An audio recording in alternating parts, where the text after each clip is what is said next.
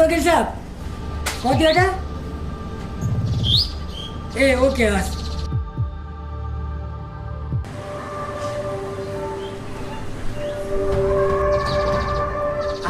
नेता पनि मेलैमा आएको छ वकिल पनि मेलैमा आएको छ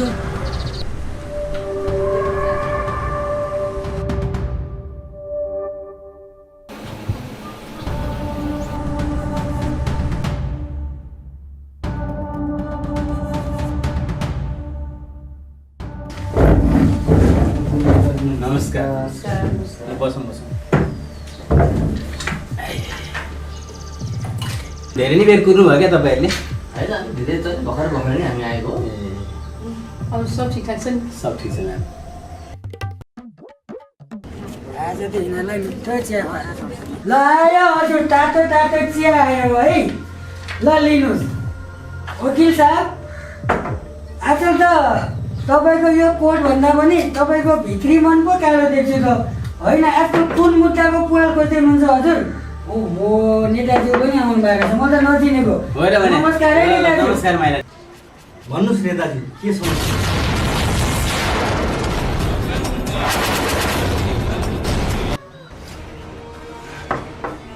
कुरा अलि गम्भीर छ वकिल साहब त्यो मेरो घरमा भएको मुसाले काटेर बाँकी रहेको पैसा र अरू पैसा जम्मा गरेर 15 करोड जति मसँग बचेको छ त्यो पैसालाई वैध कसरी बनाउने सेतो धन कसरी बनाउने त्यसको केही उपाय निकाल्न पर्यो वकिल साहब तपाईँलाई अहिले मैले एडभान्स स्वरूप 1 लाख रुपियाँ छुट्याएको छु बाँकी पैसा 3 करोड रुपियाँ मैले काम बने पछाडि तपाईँहरूलाई टेबलमा राखिदिनेछु वकिल साहब काम जसरी पनि गर्नै पर्यो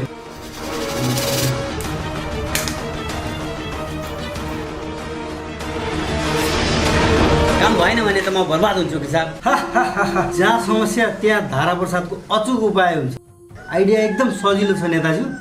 चम्पाजीले जुन जग्गा ल्याउनु भएको छ नि त्यो जग्गालाई मालपोतको हाकिम साहब मार्फत 5 करोडको जग्गालाई 50 लाखको चाहिँ लिखत बनाएर पास गर्छौँ 50 लाख पछि बाँकी रहेको 4.5 करोड नगदै हामी दिन्छौँ त्यसपछि भएन त अनि वकिल साहब त्यसबाट हामीलाई फाइदा हुन्छ त सर तातो तातो चिया है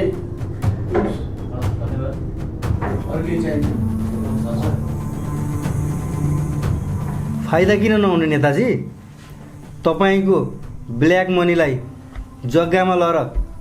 अचल बनाएर व्हाइट बनाइयो नि होइन र हाकिम साहब हो नि वकिल साहब जसले गर्दा राज्यलाई तिर्न पर्ने लाखौँ ट्याक्स पनि जोगियो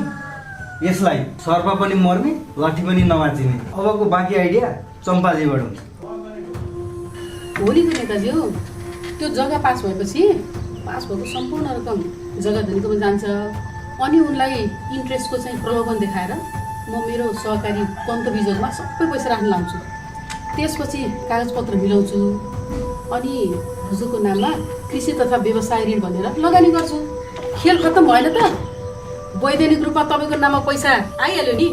अनि हुन्डी मार्फत चाहे जति डायमन्ड सुन जति मगाउला नि एक्ज्याक्टली म्याडम कागती निचरे रस आउँछ कानुन निचरे पैसा आउँछ भोलि अख्तियार अथवा कुनै निकायले छानबिन गर्यो भने कृषि तथा पशुपन्छी पालेको भनेर पैसा देखाउन पाइन्छ भएन त त्यसपछि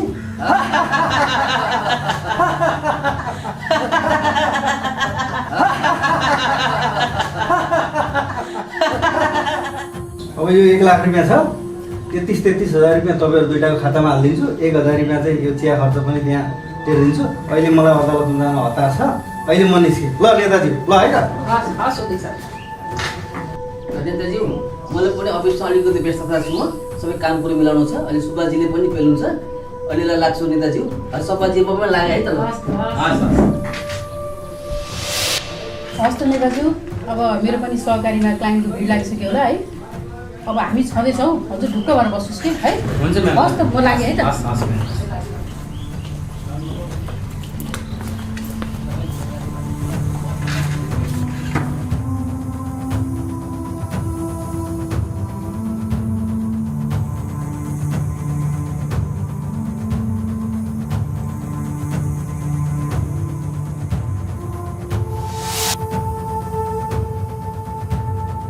यत्रो पैसालाई बैनी बनाउनु पर्ने छ मिलाउँछु त भने छन् के गर्छन् अब काम नभएसँग नभए तनाव नि हो मलाई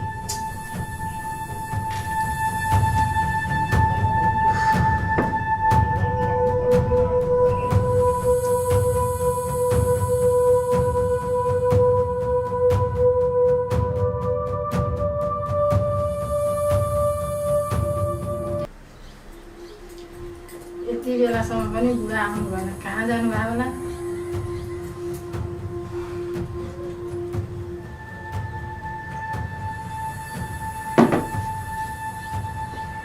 त्यो कान्छीकी डामीलाई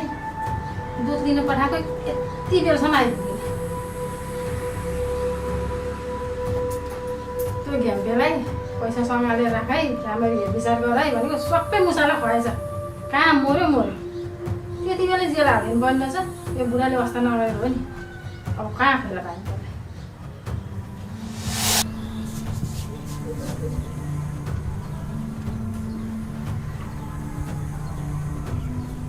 को हुनुहुन्छ घरमा? घाँटी के बसिनै हुँदैन त ल घाँटी त ठाडो हुनै छोड्यो क्या हो भने कतै यो सुनले त होइन भनेको यो सुनले त मलाई मार्छ क्या हो कति लाउने यो सुन्यो धेरै जाने हो क्या हो मेरो होइन बुढी तिमी आफैले भन्थ्यौ त जति सक्दो गहना किनिदिनु बुढो भनेर अनि यो सुन भारी भएको भए निकालेर राखिदेऊ न त त्यो भारी किन बोक्नु पर्यो त तिमीले नेताजी नमस्कार। हो हजुर नमस्ते ल बस्नुहोस् न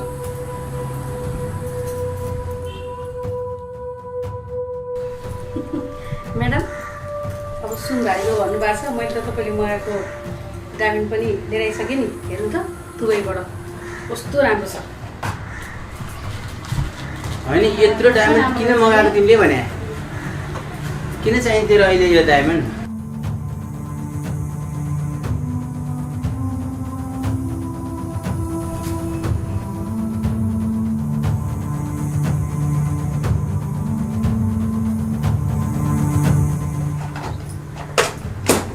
के गर्ने त हजुर घरमा पैसा राखौँ भने त्यो पापी मुसाले नष्ट पारिदेला भन्ने डर बैङ्कमा लगेर राखौँ भने पनि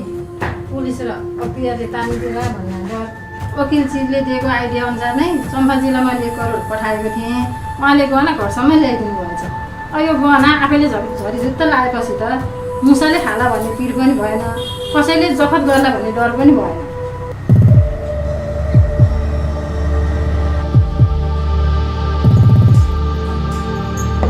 हेर्नुहोस् भाउजू तपाईँ बुद्धिमानी त हुनुहुन्छ नै बुद्धिमानी मान्छेले कालो धनलाई ब्याङ्कको लकरमा होइन गहनाको रूपमा आफ्नो शरीरका विभिन्न अङ्गहरूमा लगाउँछ भोलि अख्तियार अथवा प्रहरीले छानबिन गरिहाल्यो भने पनि म अदालतमा गएर बहस गरेर स्त्री धनको रूपमा परिणत गरिदिइहाल्छु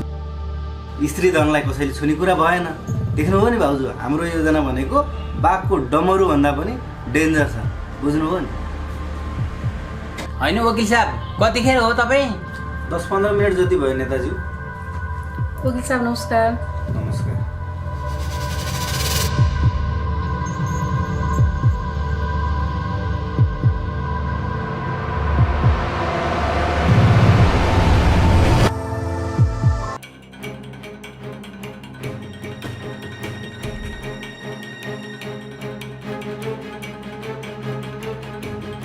होइन तपाईँहरू को हो पहिलोचोटि देख्दैछु त तपाईँलाई किन आउनुभएको यहाँ म इन्सपेक्टर थापा। ए इन्सपेक्टर साहब के हो कस्तो मस्करी हो यो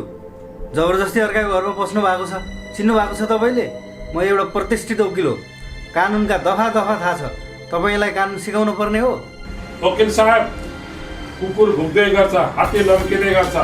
तपाईहरुले हामीलाई कानुन नसिकाउनुहोस् अपराधीलाई बचाएर कानुनको खरिद बिक्री गरेको प्रमाण हामीसँग छ त्यस कारणले तपाईबाट आएका छौँ अब तपाईको कुनै पनि सेटिङ चल्नेवाला छैन। हे इन्सपेक्टर अनि त फुच्चे त को होस् मेरो अनुमति बिना यो घरमा प्रवेश गर्ने अन्डाबाट निस्किन पाएको छैन भाले बनेर बस्न खोज्छस् म को हो चिनेको छस्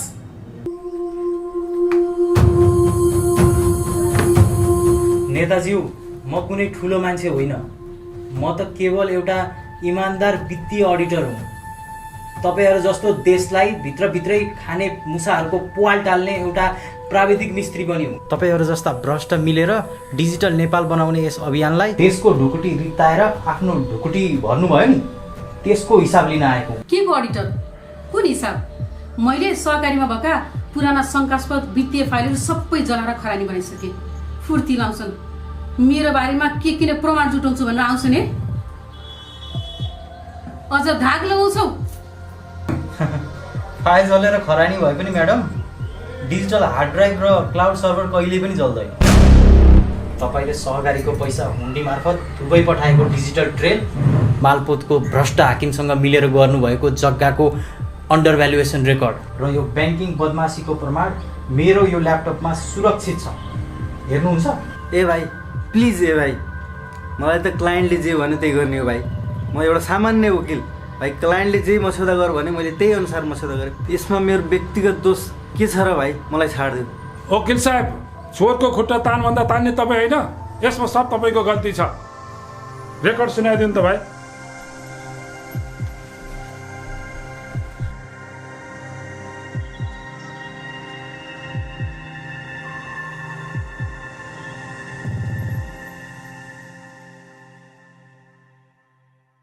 एक्ज्याक्टली म्याम, कागती निचोरे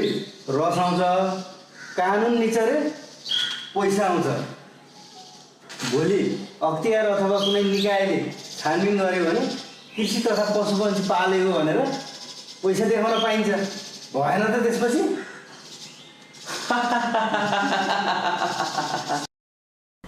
यो आवाज तपाईँको होइन? ओए फुच्ची अडिटर अनि इन्सपेक्टर, तिमीहरूको यत्रो हिम्मत! म अब सिधै गृहमन्त्रीलाई फोन गर्छु र तिमीहरूलाई अहिले नै जागिरबाट निकालिदिन्छु। तिमीहरूको जागिर चट पारिदिन्छु। पक तिमीलाई।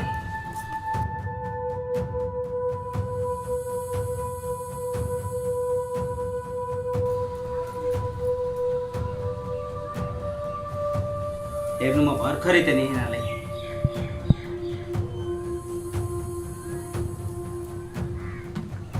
सुन्दै जा।